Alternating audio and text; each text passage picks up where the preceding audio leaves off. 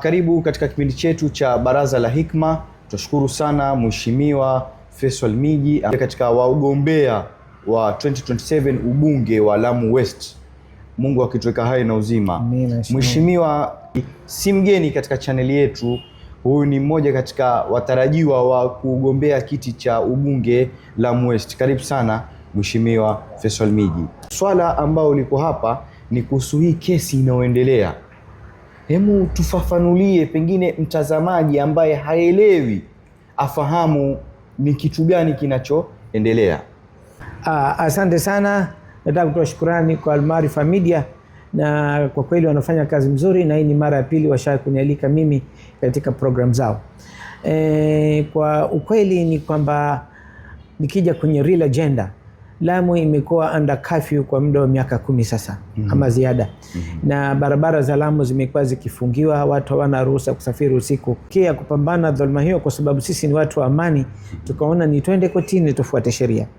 Kitu ya kuhuzunisha ni kwamba security ama serikali imekataa kutii amri ya koti.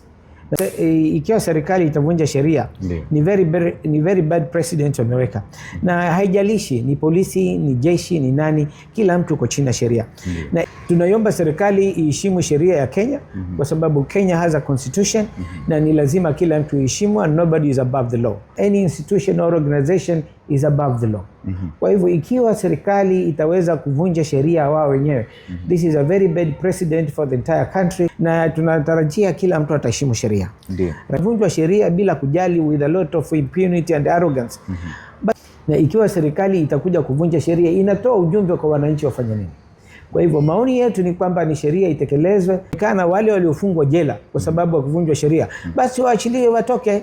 Kwa sababu ikiwa nyinyi mmevunja na wale walifungwa kwa ajili ya kuvunja sheria, kwa nini mfungie watu jela? Kwa hivyo ni lazima turekebishe, na ni lazima sheria itimike. Kwa hivyo sisi kama watu wa Lamu tutajitokeza. Tumerudi tena kotini kushtaki kwamba sheria imevunjwa tena baada ya mara ya kwanza, na sasa koti imetoka na sheria zimevunjwa tena. Kwa hivyo tunaomba koti itoe uamuzi wa kila mtu awe ataheshimu sheria.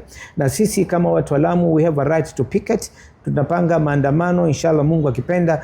Tutakuwa na demonstration on Friday ya kuweza kushindikiza serikali iheshimu sheria, na tutawaambia watu wa barabara na watu wetu wa maboti tuweze kusimama pamoja, tuweke mgomo wa kuweza kuwafahamisha serikali kwamba this country is a country for everybody and not just for few individual, kwamba ni lazima kila mtu awe chini ya sheria. Hatuna chuki na mtu, lakini tuna defend constitution na tutasimama na constitution to the last moment. Asante sana Mheshimiwa, muda wako, time yako, umeacha mambo shughuli zako zote ukaja katika mwaliko huu wetu wa Almaarifa Media, ambao kipindi chetu ni Baraza la Hikma. Shukran sana. Asante sana. Naona ni wajibu sisi kama Wakenya, ni lazima tusimame mahali popote pale ambapo tunaona udhalimu na sheria imevunjwa, na lazima tusimame tuweze kurekebisha kama viongozi.